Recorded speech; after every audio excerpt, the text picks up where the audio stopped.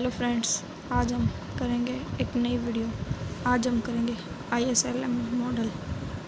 तो चलो स्टार्ट करते हैं।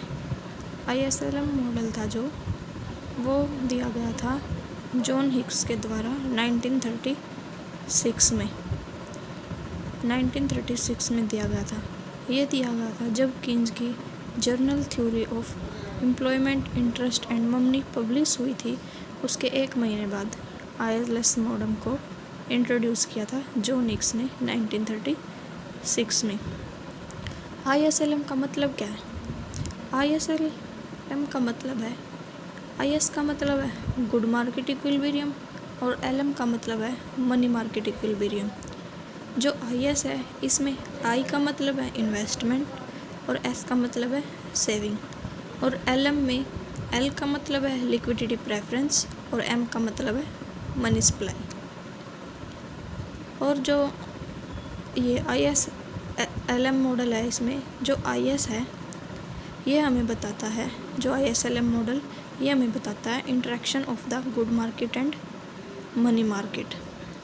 इसका ग्राफिकल जो रिप्रेजेंटेशन है वो है कीन्स थ्योरी। जो कीन्स की थ्योरी है उसका ग्राफिकल रिप्रेजेंटेशन है ये, और इसको बाद में डेवलप किया था एल्विन हैंसन ने। इसको बाद में डेवलप किया था एल्विन हैंसन ने। तो हम करते हैं ISLM मॉडल। पहले देखते हैं IS कर्व के बारे में। ये देखो IS कर्व। सबसे पहले हम लेंगे OY एक्सिस। OY एक्सिस पे हमने लिया है एग्रीगेट डिमांड, और OX एक्सिस पे हमने लिया है नेशनल इनकम को। तो इसमें क्या होता है, जब एग्रीगेट डिमांड यानी कि ये वाली, जब एग्रीगेट डिमांड और इनकम, एग्रीगेट डिमांड ये वाला जो पोर्शन हमें एग्रीगेट डिमांड का दिया है और ये है इनकम। जब एग्रीगेट डिमांड और इनकम दोनों मिल जाते हैं तो हमें एक लेवल मिल जाता है। उस लेवल को हम कहते हैं नेशनल इनकम। तो वो कैसे मिलता है तो उसको देखते हैं। इसमें क्या होता है, जो रेट ऑफ इंटरेस्ट होता है और जो इन्वेस्टमेंट होता है इनके बीच नेगेटिव रिलेशनशिप होता है। किसके बीच में? रेट ऑफ इंटरेस्ट और इन्वेस्टमेंट के बीच में। अगर रेट ऑफ इंटरेस्ट ज़्यादा होगा तो इन्वेस्टमेंट कम होगी, और अगर रेट ऑफ इंटरेस्ट कम होगा तो इन्वेस्टमेंट है जो ज़्यादा होगी। चलो स्टार्ट करते हैं। सबसे पहले हम ये लाइन ड्रा कर लेंगे। ये है इन्वेस्टमेंट लाइन, यानी इन्वेस्टमेंट कंजप्शन प्लस इन्वेस्टमेंट। तो हमने ये लाइन ड्रॉ कर ली। अब नीचे देखो, हम जो ये ग्राफ है इसको कंप्लीट कर लेंगे। ये हो गया, इधर ये वाला बढ़ा लिया हमने, और ये इधर से ये इनकम होगी। देखो सबसे पहले क्या हुआ, जब हमारा इंटरेस्ट था OR, ये वाला R, जब हमारा इंटरेस्ट रेट था OR तो हमारा इक्विलिब्रियम पॉइंट था E, यानी ये जो लाइन थी, ये पॉइंट आए थे जो हमारे, ये हमने एक्सटेंड कर लिए यानी बढ़ा लिए, इनको हमने बढ़ा लिया। जब हमारा रेट ऑफ इंटरेस्ट था OR यानी OR तो हमारा इक्विलिब्रियम पॉइंट था E। लेकिन जब गवर्नमेंट ने रेट ऑफ इंटरेस्ट को कम कर दिया, यानी पहले OR था, अब रेट ऑफ इंटरेस्ट OR से हमारा हो गया OR1, यानी यहाँ से घट के हमारा रेट ऑफ इंटरेस्ट कम हो गया। जैसे ही गवर्नमेंट ने रेट ऑफ इंटरेस्ट हमारा ROR1 किया तो हमारा इक्विलिब्रियम है, पहले हमारा ये था इक्विलिब्रियम ये वाला, तो हमारा इक्विलिब्रियम पहुँच गया E1 पे।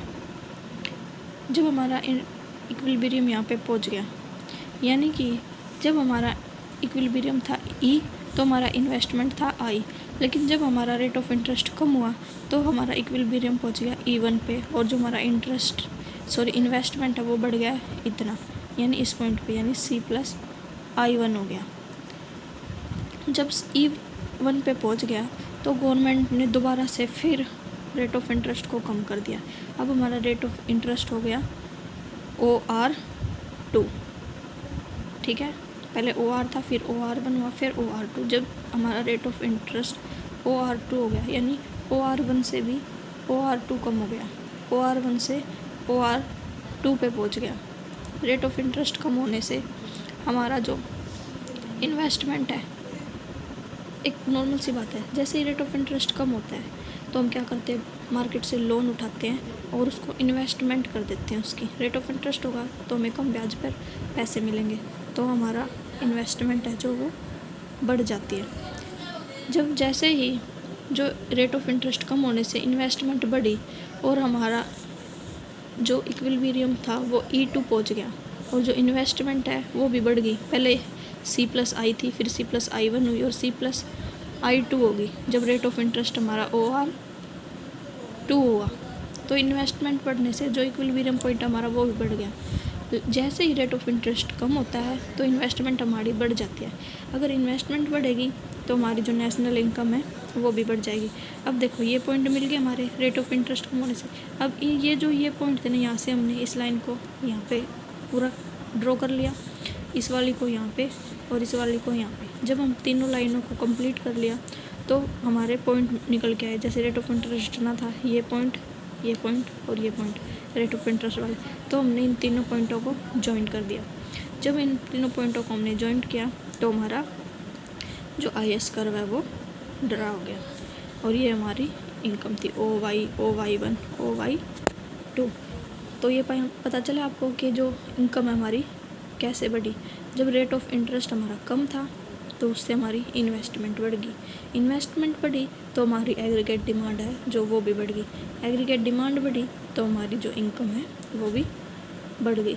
अब मान लो लोन कम है, हमने पैसा उठाया गवर्नमेंट से या बैंकों से पैसा लिया हमने, और रेट ऑफ इंटरेस्ट कम होगा तो हमने लोन ले लिया। लोन लेने से हमारे पास पैसा आ गया तो उस पैसे को हम सेव ना करके हम क्या करेंगे, इन्वेस्टमेंट करेंगे। अब हम कहीं पे उस चीज़ को इन्वेस्ट कर रहे हैं तो किसी न किसी की तो इनकम बनी है। तो इससे क्या होगा, जैसे ही रेट ऑफ इंटरेस्ट कम होता है तो इन्वेस्टमेंट बढ़ जाती है, जिससे एग्रीगेट डिमांड बढ़ता है। एग्रीगेट डिमांड बढ़ने से क्या होता है, जो हमारी इनकम है वो भी बढ़ जाती है। आया आपको समझ वाला कॉन्सेप्ट IS कर्व का एक कंसेप्ट और है। जैसे IS curve right word shift कैसे होता है या लेफ़्ट वर्ड शिफ्ट कैसे होता है, पहले हम वो कर लेते हैं। अगर वीडियो ज़्यादा लंबा ना होता तो हम LM भी कर लेते हैं, अदरवाइज कल हम LM करेंगे। देखो हम स्टार्ट करते हैं shifting of IS curve.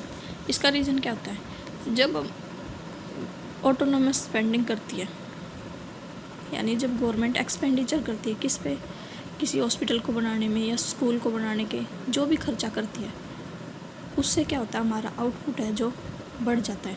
Output बढ़ने से क्या होता है, जो रेट ऑफ इंटरेस्ट है वो बढ़ जाता है। जैसे ही रेट ऑफ इंटरेस्ट बढ़ता है तो हमारा IS कर्व है जो वो राइट वर्ड शिफ्ट हो जाता है।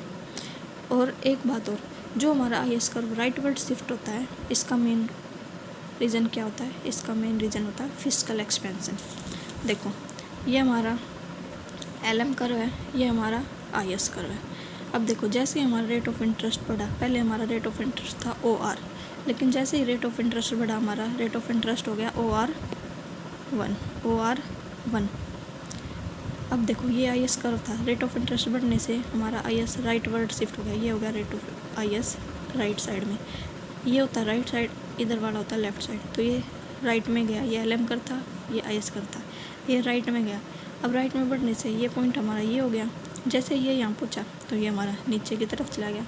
यानी कि रेट ऑफ इंटरेस्ट के बढ़ने से हमारी जो इनकम है, यानी जो रियल GDP है हमारी, वो भी बढ़ गई। तो जो फिस्कल एक्सपेंशन है ये तब होता है जब हमारा IS कर्व है जो राइट में जाता है, और जो कॉन्ट्रैक्शन होता है फिस्कल का, तो अब हमारा जो IS कर्व है वो लेफ़्ट में आ जाता है। और जो स्लोप है IS कर्व का वो किस पे डिपेंड करता है, जो स्लोप है IS का वो डिपेंड करता है interest elasticity of investment demand. Interest elasticity of investment demand, इसका मतलब क्या है, जब हमारी इंटरेस्ट इलास्टिसिटी ज़्यादा होगी तो स्लोप हमारा फ्लैटर होगा, और जब हमारी इंटरेस्ट इलास्टिसिटी कम होगी तो वो स्टीपर होगा। तो वीडियो ज़्यादा लंबा हो रहा है तो हम आज IS ही करते हैं, कल मैं आपको बताऊंगी LM के बारे में।